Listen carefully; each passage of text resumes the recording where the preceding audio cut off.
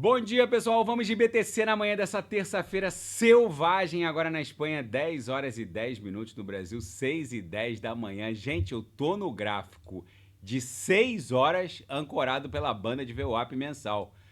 Vejam que a mega agulhada do dia 5 de dezembro fez a mínima em 90.500. Foi um movimento liquidatório, a exemplo da última agulhada dessa madrugada, onde a mínima bateu 94.150. É muito provável que isso aqui redunde numa cunha que, por sua vez, vai promover uma explosão ascendente. Para os que estão chegando agora no mundo cripto e que ficaram desesperados com essa corretiva, eu peço que os senhoritos diminuam o zoom, não entrem em pânico. É muito provável que a gente vivencie agora uma correção em V em direção à extensão da aresta, dessa LTB aqui que faz às vezes da aresta superior. Não se surpreendam se a BTC for a 99.700. Lá no gráfico de 4 horas, a gente foi exatamente no mesmo patamar da banda de VWAP semanal visitado na mega agulhada para 90.500 no dia 5 de dezembro. A gente foi até a penúltima lower aqui, a penúltima linha da base da banda de VWAP semanal. A gente, a exemplo da agulhada da semana passada, a gente quase se aproximou da região verde escura, que é aquela região de extrema sobrevenda, e exatamente como na mega agulhada do dia 5 de dezembro, agora a gente deve estressar uma região de extrema sobrecompra. A gente deve buscar a extensão dessa linha de tendência de alta aqui, que levaria a BTC facilmente para 99.600, talvez 99.500, dando vigência ao que vai ser uma cunha triangularizada. Não entrem em pânico, diminuam o zoom. A alavancagem basicamente foi eliminada. Vamos lá olhar o Bitcoin Liquidation Map. Vou até dar o refresh. Vocês vejam que tinha coisa de 1 bi no sentido long, 1 bi e meio no sentido short e 1 bi no sentido long, agora diminuiu para 120 milhões no sentido long, e tem quase 2 bi no sentido short, que vai ser carcomido pelas grandes plataformas de futuros perpétuos como Bybit, Binance. Diminuam o zoom, vejam que a dominância ainda está acima de... Agora a dominância está exatamente em 56,83%, ou seja, tem toda essa gordura para a gente surfar nesse mega bull run das altcoins de 56,83% até algo entre 46, 45 e 43. A gente tem toda essa gordurada para surfar. Há uma boa chance da gente promover uma mega corretiva em V em direção a 99 mil dólares. Muitas altcoins já se recuperaram daquela mega agulhada, algumas estão subindo mais de 3, 4%. Ainda temos todo um bull run pela frente. Lembrem-se que as próximas semanas serão insanas. Todo aquele cenário de terra arrasada de ontem, menos 7, menos 8, algumas menos 20, agora vai começar a lateralizar para daqui a pouco estar mais 7, mais 17, mais 20. Não entrem em pânico. É normal esse movimento de liquidação em massa dos super alavancados, até porque não teria dinheiro para deixar todo mundo multimilionário nesse mercado. O sujeito alavanca que 5 vezes, 10 vezes nos futuros perpétuos no sentido long. Eu volto a insistir com os senhoritos. Não é preciso alavancar nesse mercado para ter ganhos obscenos, ganhos indecentes. Resultado dessa brincadeira: quase 1 bilhão de dólares em liquidações forçadas para os super alavancados no sentido long. Basta aportar nas altcoins corretas, que vocês não têm no mercado spot, que vocês não terão nenhum risco de liquidação forçada. Quem não sabe o que comprar, é só clicar no link abaixo, Gemas Altcoin Alert. Ali eu selecionei as 40 melhores altcoins em potencial de retorno para esse ciclo, subdivididas em 3 categorias. As super large caps, que são aquelas altcoins de capitalização massiva de dezenas de bilhões de dólares, onde facilmente os senhoritos com um risco insignificante vão fazer vezes 4, vezes 5, talvez até vezes 6. A segunda subclassificação são as middle caps, que são aquelas altcoins com market cap um pouco menor, o risco é um pouco mais alto, não é um risco tão mais alto assim em relação às super large caps, mas facilmente nas middle caps vocês vão fazer um vezes 20. Imaginem multiplicar o próprio patrimônio cripto com um risco insignificante e multiplicar o próprio patrimônio por 20 vezes. E por fim, as microcaps e small caps, que ostentam um market cap bem menor, o risco é bem mais alto, mas se qualquer das microcaps explodirem, facilmente vocês vão fazer um vezes 50, talvez até um vezes 100. Não ousem estar desembarcados do mundo cripto. Na Seara Fática, a primeira stablecoin pareada 1 para 1 com o Dirham dos Emirados Árabes Unidos, recebeu a aprovação do Banco Central local. Gente, eu volto a insistir com os senhores. A inundação de stablecoins nas DeFis, nas CeFis também, mas nas DeFis, que são os protocolos de finanças descentralizados, vai levar a BTC e boa parte das altcoins de alta octanagem, aquelas que constroem a base da Web3, para patamares inimagináveis. Aqui, toda vez que eu entro nesse DeFi, nesse scanner de DeFis, a DeFiLlama, basicamente aumenta 5, 6 bilhões a quantidade de riqueza bloqueada que eu vejo nesse scanner de finanças descentralizadas. Basicamente, ao final desse bull run, não vai ter 127 bi de riqueza bloqueada. Vai ter algo acima de 10 tri. Eu vou repetir, a quantidade de riqueza bloqueada nos protocolos de finanças descentralizados só reflete essa migração que as Big Techs já estão percebendo do fluxo de dados e riquezas de forças computacionais centralizadas para forças computacionais descentralizadas, rodando na Web3. Pela primeira vez na história, a Visa e Mastercard combinadas perderam em circulação de riqueza para o USDT e o USDC.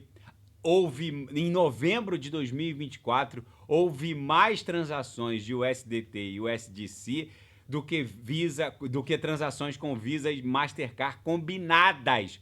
Vocês têm noção do que é isso? Basicamente, as Big Techs estão definindo essa semana a exposição ao Bitcoin. Primeiro começou com a Microsoft e agora a Amazon vai fazer uma Assembleia Geral de Acionistas para definir a exposição ao Bitcoin. Eles estão percebendo que o fluxo de dados e riquezas está migrando de um mainstream, de uma força computacional centralizada para uma força computacional descentralizada. O sujeito para estar fora do mundo cripto, ele precisa ser bem menos que um mineral. Eu tô avisando. Quem não sabe o que comprar é só clicar no link abaixo. E o analista Plan B, que foi o que criou a métrica preferida do Michael Saylor, o Stock to Flow, ele diz basicamente que o mercado de alta tá piscando. Segundo ele, 150 mil dólares é um prognóstico conservador para a BTC até 31 de dezembro de 2024. Esse movimento liquidatório das últimas horas, basicamente, não alterou o prognóstico do Plan B, que criou a métrica favorita do Michael Saylor, que é o maior maximalista de BTC da história. O Michael Saylor prevê um market cap para a BTC de 100 trilhões de dólares, o que daria 5, 6 vezes o market cap do ouro até 2030. Segundo o Plan B, num podcast com o Scott Melker, que é outro monstro da criptografia, 150 mil dólares seria um prognóstico ainda conservador para a BTC. E a Alphabet Google, revelou o desenvolvimento de um semicondutor quântico que ainda não pode quebrar a segurança da criptografia. A Google revelou o seu semicondutor quântico Willow, que pode resolver problemas computacionais 1025 vezes mais rápido que o melhor supercomputador em funcionamento no mundo. A líder de computação quântica, Harmut Neven, afirmou que esse semicondutor quântico corrige erros exponencialmente crassos que os semicondutores quânticos anteriores revelaram. E segundo esse líder da força computacional quântica, ainda não é possível ameaçar a segurança das private keys de BTC, de ETH, das blockchains de primeira geração, porque em que pese o brutal avanço, hoje uma força computacional quântica com esse semicondutor Willow ainda precisaria de milhões de anos num ataque de força bruta para sequer ameaçar uma private key de BTC.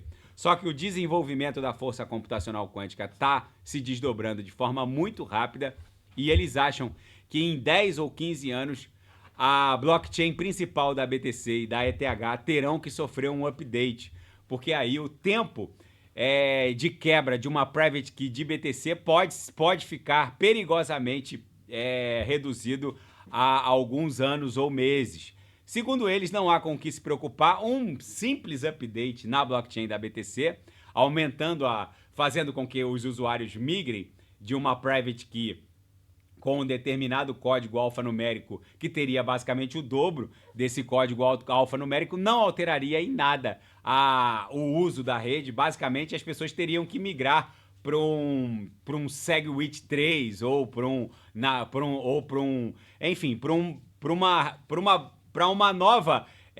novo private key com mais códigos alfanuméricos, o que não alteraria em nada. As pessoas estão muito preocupadas. Outro dia eu vi um podcast de um influencer brasileiro que eu respeito, do mundo TradeFi, e ele disse que o maior receio dele é que surja uma AI que possa quebrar a private key da BTC. Gente, o próprio desenvolvedor de um semicondutor que tem capacidade de, nos próximos 10, 15 anos, quebrar uma private key da BTC, disse que um update ridículo na rede, que faria com que os usuários migrassem os seus ativos criptográficos de determinados public addresses para outros cuja private key teria um código alfanumérico ligeiramente maior, o próprio desenvolvedor desse semicondutor quântico disse que é um update ridículo, que as pessoas demorariam 2, 3 minutos para fazer. É como migrar as suas BTCs ou as suas ETHs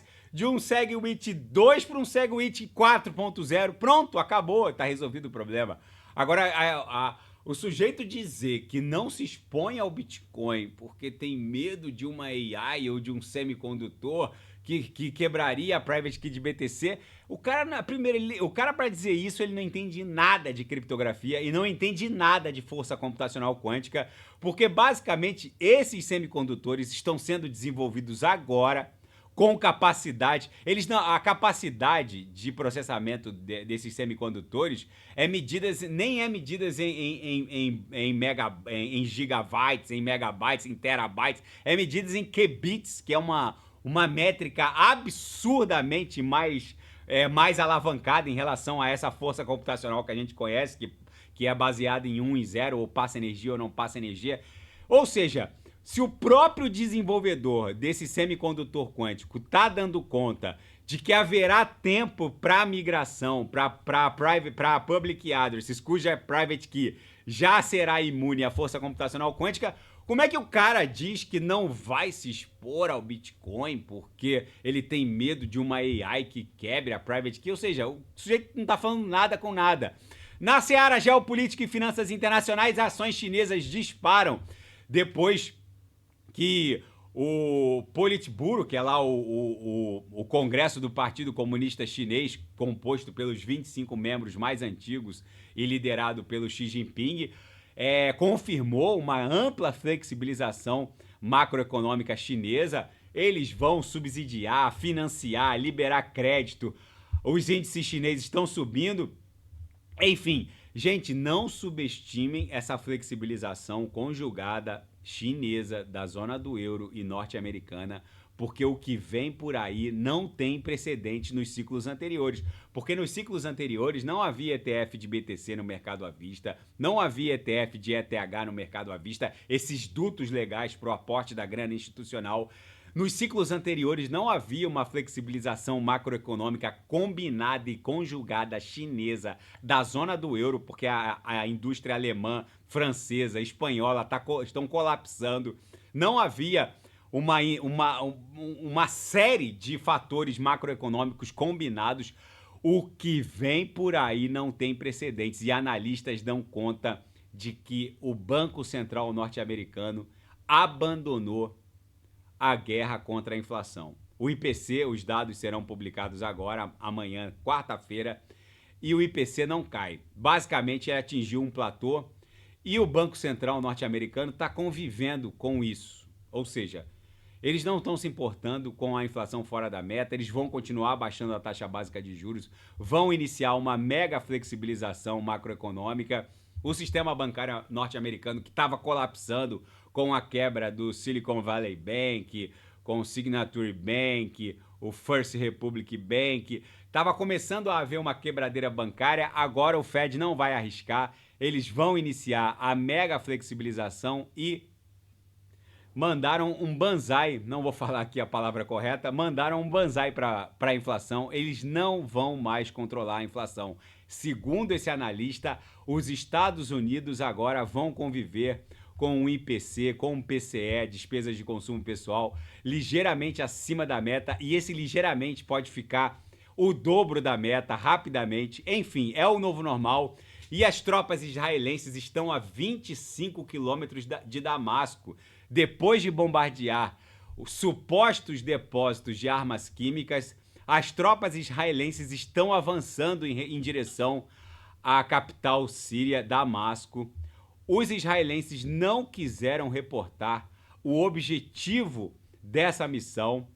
As forças rebeldes que depuseram o ditador Bashar al-Assad não ousaram confrontar as tropas israelenses, que tiveram apoio logístico dos Estados Unidos. Não se sabe o que está acontecendo na Síria nesse momento. Fortes ataques aéreos israelenses bombardearam inúmeros alvos sírios militares. Basicamente, o que a Reuters está reportando, Israel está aniquilando toda a capacidade militar da Síria.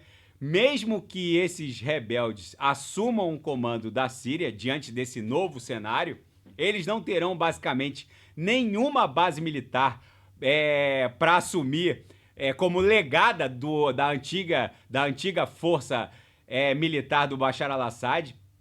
Os bancos sírios voltaram a operar nessa terça-feira, o setor petrolífero também. Eles não foram, o setor petrolífero principalmente não foi alvejado pelas forças israelis, que só estão alvejando alvos militares. Basicamente, não se sabe qual é o objetivo de Israel no território sírio nesse momento. Eles começaram com fortes ataques aéreos que vieram das colinas de Golã, e agora as forças israelenses estão a 25 quilômetros de Damasco.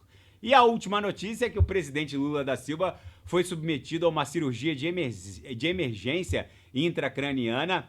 Foi uma operação de guerra levá-lo para São Paulo. Enfim, não se tem muitas notícias sobre isso. Qualquer notícia mais séria eu volto a reportar.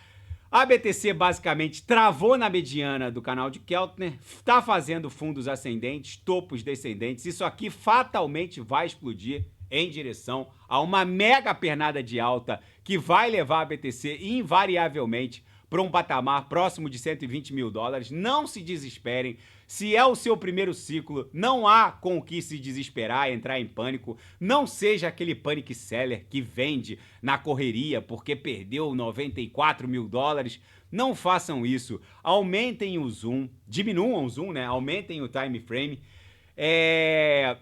Esse movimento de liquidação dos superalavancados é um movimento até saudável, porque não haveria dinheiro para deixar todo mundo multimilionário. Não é preciso alavancar nesse mercado para ter ganhos obscenos. Daqui a pouco eu volto, vou fazer ADA, Polkadot, Solana, Avax, e quem quiser sugerir é só colocar nas mensagens abaixo. Grande abraço, até daqui a pouco.